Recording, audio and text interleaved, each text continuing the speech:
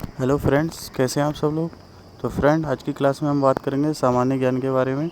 तो चलिए शुरू करते हैं आज की क्लास को। निम्नलिखित में से किसने स्वयं को हिंदुस्तान का तोता कहा था। तो ये कहा था आमिर खुसरो ने। भारत का पाइथागोरस कहा जाता है। तो ये कहा जाता है हमारा बोधियान को। भारत का शेक्सपियर किसे कहा जाता है। तो भारत का शेक्सपियर कहा जाता है हमारा ऑप्शन नंबर 3 यानी कालिदास को। भारतीय आयुर्वेद का पिता कहा जाता है। तो भारतीय आयुर्वेद का पिता कहा जाता है धन्वंतरी को, ऑप्शन नंबर डी। भारत की कोकिला कहा जाता है। तो ये कहा जाता है हमारा सरोजनी नायडू को। चलते हैं नेक्स्ट प्रश्न की ओर। भारत का जॉन ऑफ आर्क किसे कहा जाता है। तो ये कहा जाता है हमारा ऑप्शन नंबर बी यानी रानी गौड़ियल को। निम्नलिखित में कौन सा जोड़ा असत्य है। तो कौन सा जोड़ा असत्य है। तो ऑप्शन नंबर डी यानी कि भारत का मार्टिन लूथर स्वामी विवेकानंद को नहीं कहा जाता है। अगला प्रश्न है, निम्न में कौन सा जोड़ा असत्य है।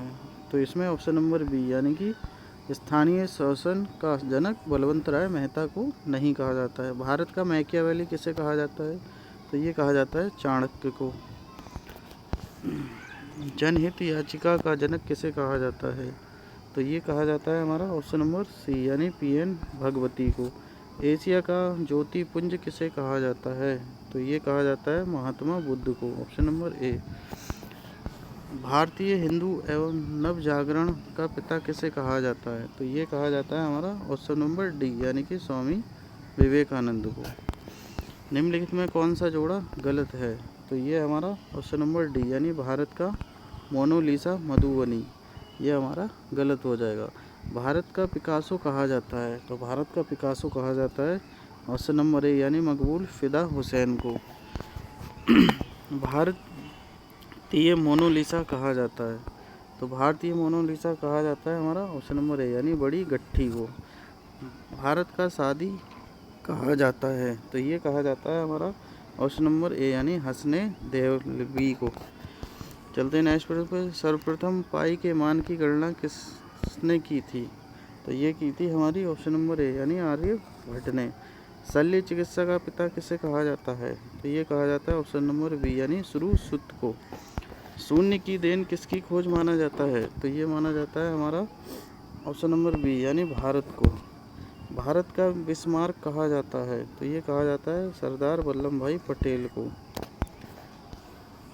भारत का तोताए तूतीए हिंद कहा जाता है। तो ये कहा जाता है हमारा ऑप्शन नंबर सी यानी आमिर खुसरो को। भारत का ग्लैड स्टोन कहा जाता है। तो ये कहा जाता है हमारा ऑप्शन नंबर बी यानी दादा भाई नौरोजी को। भारत का सिकंदर कहा जाता है। तो ये कहा जाता है हमारा ऑप्शन नंबर डी यानी कि समुद्री गुप्त को।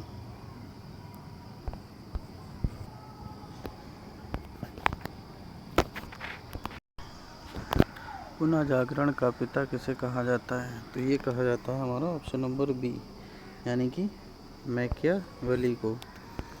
भारतीय पुरातत्व का जनक किसे कहा जाता है। तो ये कहा जाता है ऑप्शन नंबर बी यानी अलेक्जेंडर कनिंघम को।